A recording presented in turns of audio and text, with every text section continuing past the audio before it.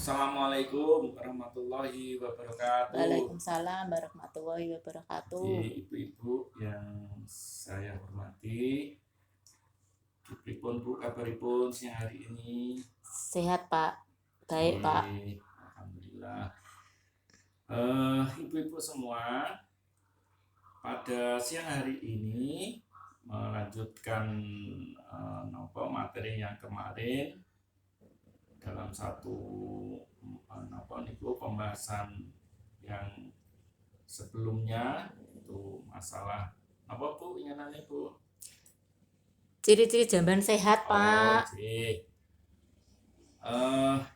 Ibu-ibu yang saya hormati, pembahasan pada siang hari ini masih dalam pembahasan yang utama, yaitu penanganan masalah stunting. Ibu, yang kita kemarin sudah membahas bahwa masalah stunting yaitu masalah gagal tumbuhnya anak yang tidak normal. Di antaranya penyebabnya banyak banget Bu. Di antaranya ya ini nanti yang kita bahas adalah masalah jamban. Untuk lebih jelasnya saya akan melihatkan panjenengan yang ini ya, sudah saya siapkan materi-materinya. Yang ini dari kelompok lain Bu, saya hanya tadi mungkin nanti bisa ditambahkan atau tidak disetujui atau bagaimana, nanti monggo nanti kita bahas bareng-bareng. Monggo Bu, ini saya akan lanjutkan lagi materi yang kemarin Bu, yang masalah tentang ciri-ciri jamban sehat. Itu diantaranya adalah satu, jarak dari sumur. Dari sumur itu minimal harus 10 meter Bu. Itu 10 meter, itu satu. Yang keduanya, niku kotoran sawise dipun medake niku nggih kudu tidak boleh atau tidak bisa dihinggapi oleh serangga-serangga lain, misalkan kayak lalat dan sebagainya. Terus yang ketiga adalah lantainya harus kedap air, tidak dibuat supaya agak miring, jadi nanti kalau begitu ada air yang di situ tidak mengendap. Kemudian yang keempat adalah dinding, ada tembok dan pelindung atas. Jadi pelindung samping itu tembok dan pelindung atasnya itu dibuat dari genteng seperti itu. Terus yang kelima tadi itu adalah penerangan yang cukup. Artinya apa? Kalau malam hari itu kita mau ke belakang itu bisa terang Bu. Kalau nggak ada penerangannya nanti malah gelap. Kemudian supaya menjaga kenyamanan di dalam jamban itu harus ada ventilasi. Kemudian yang ketujuh, ini harus ada sabun Bu, harus ada sabun untuk membersihkan diri kita itu pada saat kita membuang kotoran.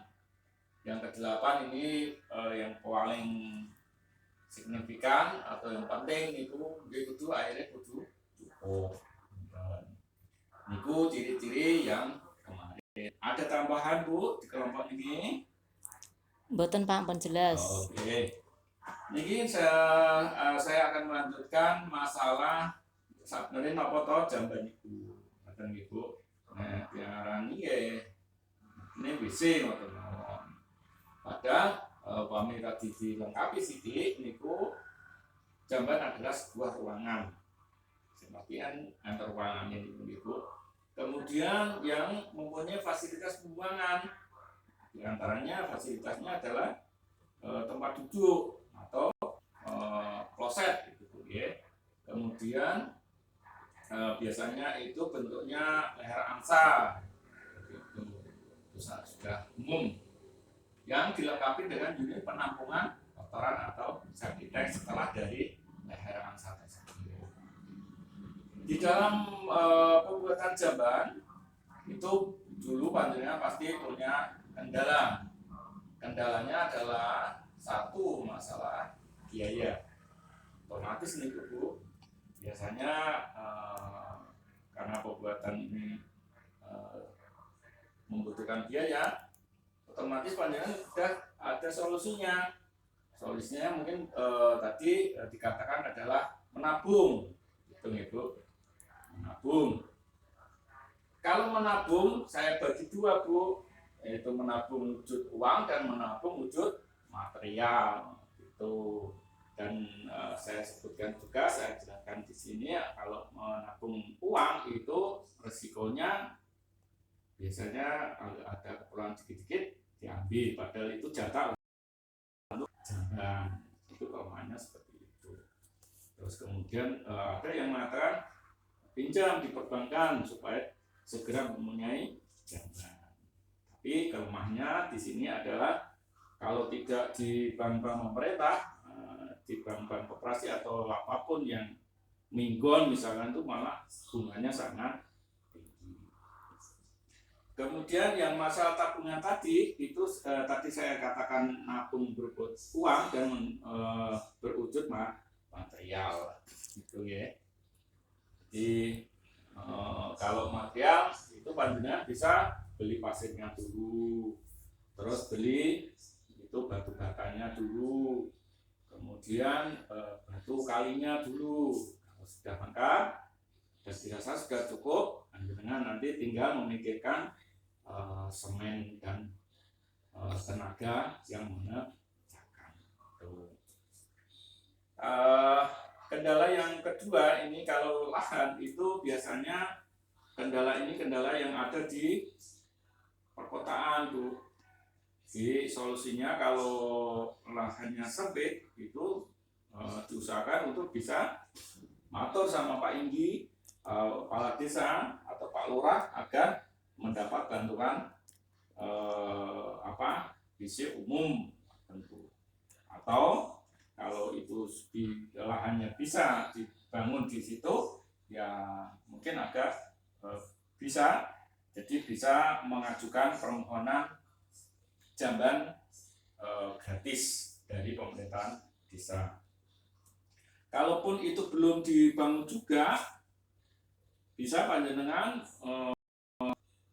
menggunakan WC masjid misalkan sementara itu, jangan terus menerus, tidak boleh ya, karena itu masjid juga nanti ya pakai seperti itu.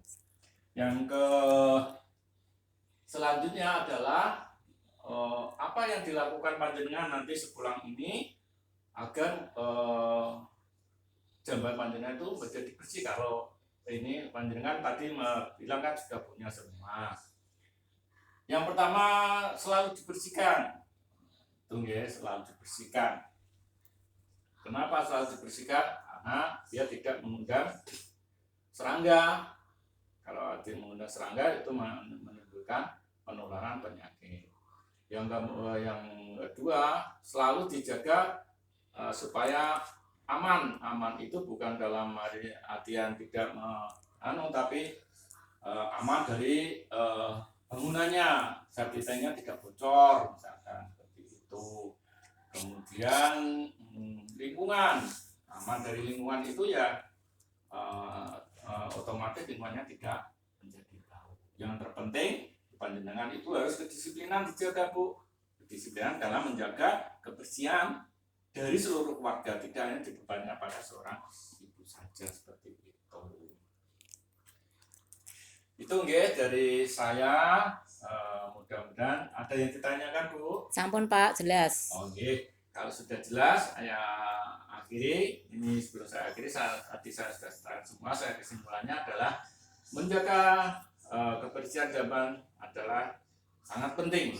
Itu aja. Jadi dengan kebersihan itu akan menjaga terhindar dari segala penyakit, karena tadi dari lalat dan sebagainya tadi.